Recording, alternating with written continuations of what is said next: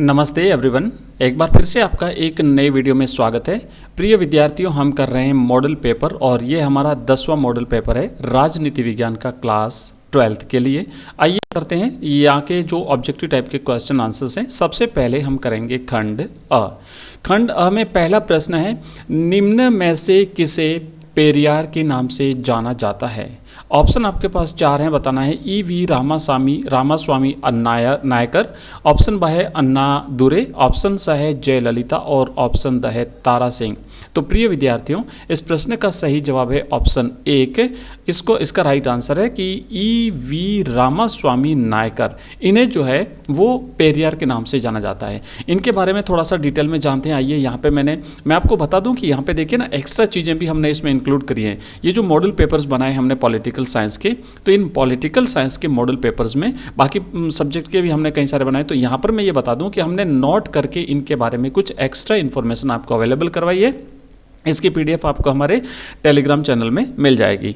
तो यहाँ पर आप जानेंगे कि ई.वी. रामास्वामी नायकर जो है, इनका पूरा नाम है इरोड वेंकट नायकर रामास्वामी को पेरियार, जिसका तमिल भाषा में अर्थ होता है सम्मानित व्यक्ति, नाम से जाना जाता है। ठीक है ना, पेरियार का अर्थ होता है तमिल भाषा में सम्मानित व्यक्ति, और इन्हें जो है वो पेरियार के नाम से जाना जाता है। ये कौन थे? तो यहाँ पे लिखा हुआ है कि 20वीं सदी के तमिलनाडु के एक प्रमुख राजनेता और दलित शोषित गरीबों के मसीहा के रूप में ये माने जाते हैं। इसका सही जवाब है ये। ठीक है प्रिय विद्यार्थियों, मैं आपको बता दूं कि हमने इस प्रकार के 10 मॉडल पेपर्स तैयार किए हैं पॉलिटिकल साइंस के, हिस्ट्री के, ज्योग्राफी के, इसी प्रकार हिंदी के, इंग्लिश के, सारे सभी सब्जेक्ट्स के। तो अगर आप ये प्राप्त करना चाहते हैं तो आप हमारा ऐप डाउनलोड करेंगे, जहां पर आपको मिलेंगे ये सारे के सारे मॉडल पेपर्स। आगे बढ़ते हैं। दूसरा प्रश्न है, जनता पार्टी का उदय कब हुआ था? ऑप्शन ए है 1980 में, ऑप्शन ब है 1998 में, ऑप्शन स है 1999 में और ऑप्शन द है 1977 में। तो देखिए, इस प्रश्न का सही जवाब रहेगा ऑप्शन द, 1977 में, है ना। 1977 में जनता पार्टी का गठन हुआ था।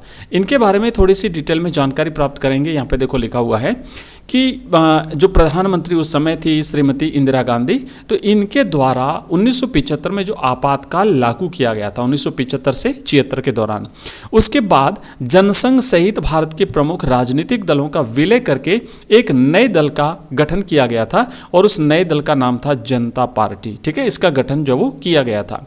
जनता पार्टी ने 1977 से 1980 तक भारत सरकार का नेतृत्व किया था।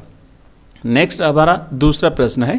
अगला प्रश्न है कि निम्नलिखित में से कौन सा कथन शॉक थेरेपी का परिणाम नहीं था? शॉक थेरेपी का एक परिणाम कौन सा नहीं है इसमें से?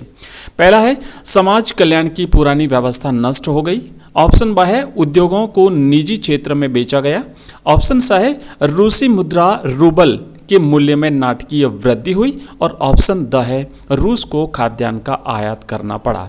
तो इस प्रश्न का सही जवाब रहेगा ऑप्शन स, रूसी मुद्रा यानी करेंसी। रूस की जो करेंसी है, जैसे भारत की करेंसी है रुपया, तो रूस की करेंसी का नाम है रूबल, और इसमें नाटकीय रूप से वृद्धि हुई थी, ऐसा नहीं हुआ था। तो ये एक परिणाम नहीं है। बाकी इसके तीनों परिणाम है कि समाज कल्याण की पूरी व्यवस्था नष्ट, पुरानी जो व्यवस्था थी वो नष्ट हो गई, उद्योगों को निजी क्षेत्र में भी बेचा गया, ये भी परिणाम था शॉक थेरेपी का, और रूस को खाद्यान्न का आयात करना पड़ा, तो यह भी परिणाम था, लेकिन यह परिणाम नहीं था, ऑप्शन स। नेक्स्ट हमारा चौथा प्रश्न है, लौह अयस्क का विशाल भंडार कहाँ पाया जाता है? ऑप्शन एक है उड़ीसा में, ऑप्शन ब है पंजाब में, ऑप्शन स केरल में और ऑप्शन द है उत्तर प्रदेश में। तो प्रिय विद्यार्थियों, इस प्रश्न का सही जवाब, जैसा कि आप सभी जानते हैं, राइट आंसर रहेगा ऑप्शन अ, उड़ीसा। और उड़ीसा के अलावा यहाँ पर जो झारखंड है वहाँ पर भी पाया जाता है। तो इसके बारे में थोड़ी सी एक्स्ट्रा जानकारी आप जान लीजिए। लौह अयस्क के 50% भंडार भारत में झारखंड राज्य के सिंहभूम जिले और उड़ीसा राज्य के क्योंझर, बोनाईगढ़ और मयूरभंज क्षेत्रों में पाए जाते हैं। ये क्षेत्र लौह अयस्क के लिए विश्व का सबसे बड़ा और संपन्न क्षेत्र है।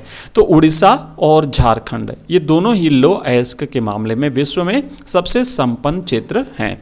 नेक्स्ट है हमारा पांचवा प्रश्न, पंचशील के सिद्धांत किसके द्वारा घोषित किए गए? ऑप्शन एक है नेहरू के द्वारा, ऑप्शन ब है लाल बहादुर शास्त्री के द्वारा, ऑप्शन स है राजीव गांधी के द्वारा और ऑप्शन द है अटल बिहारी वाजपेयी के द्वारा। तो प्रश्न इसका सही जो आंसर है वो है नेहरू, पंडित जवाहरलाल नेहरू। 1954 में आपको याद होगा भारत और चीन के बीच में पंचशील का एक समझौता हुआ था, तो उस समय नेहरू जी जो है वो भारत के प्रधानमंत्री थे, है ना। 1947 से लेकर के जब देश आज़ाद हुआ तब से लेकर के 1964 तक नेहरू जी भारत के प्रधानमंत्री थे। तो भारत की विदेश नीति, भारत के महत्वपूर्ण समझौते, मतलब प्रत्येक निर्णय जो वो उस समय नेहरू जी के द्वारा लिया गया था। स्वाभाविक है क्योंकि भारत के प्रधानमंत्री थे। नेक्स्ट हमारा छठा प्रश्न है, भारत में योजना आयोग की स्थापना कब हुई थी। आपको पता होगा कि भारत ने अपना जो आर्थिक विकास था उसको क्रमिक आर्थिक विकास को बनाए रखने के लिए 5-5 वर्षों की योजनाएं बनाई थी, और ये प्लान जो है वो भारत ने रूस से लिया था। तो भारत ने जो 5-5 वर्षीय जो योजना बनाई थी उसको लागू करने का, इम्प्लीमेंट उसे करने का जो काम था वो योजना आयोग के पास था। और योजना आयोग की स्थापना कब हुई थी आपको बताना है। 1950 में ऑप्शन अ है, ऑप्शन ब है 1955 में, ऑप्शन स है 1915 में, और ऑप्शन द है 2015 में। तो इस प्रश्न का सही जवाब रहेगा राइट आंसर ऑप्शन ए 1950 में जो है भारत में योजना आयोग की स्थापना हुई थी। यहाँ पर देखेंगे कि स्वतंत्रता के बाद यानी 1947 में देश आज़ाद हुआ था, उसके बाद भारत ने योजना बनाने का एक औपचारिक मॉडल अपनाया, और इसके तहत योजना आयोग जो सीधे भारत के प्रधानमंत्री को रिपोर्ट करता था, क्योंकि इसका जो अध्यक्ष होता था वो प्रधानमंत्री होता था योजना आयोग का। फिलहाल तो उसे भंग कर दिया है और योजना आयोग के स्थान पर अब नीति आयोग की स्थापना करी है। हालांकि नीति आयोग के जो अध्यक्ष होते हैं वो भी भारत के प्रधानमंत्री होते हैं। तो योजना आयोग जो कि सीधे भारत के प्रधानमंत्री को रिपोर्ट करता था, इसका गठन 15 मार्च 1950 को प्रधानमंत्री जवाहरलाल नेहरू की अध्यक्षता में किया गया था। नेक्स्ट हमारा 7वां प्रश्न है, और 7वां प्रश्न यह है कि द्रविड़ आंदोलन में किस बात पर ज़्यादा जोर था। राष्ट्रीयता पर, क्षेत्रवाद पर, जातिवाद पर, और इनमें से कोई नहीं। तो इस प्रश्न का सही जवाब है ऑप्शन ब, क्षेत्रवाद पर जो है वो द्रविड़ आंदोलन में ज़्यादा जोर था। प्रिय विद्यार्थियों, आगे बढ़ने से पहले मैं बता दूं कि ये जो मॉडल पेपर्स हैं, कंप्लीट 10 मॉडल पेपर्स अगर आप प्राप्त करना चाहते हैं तो आप हमारा ऐप डाउनलोड कर लीजिए।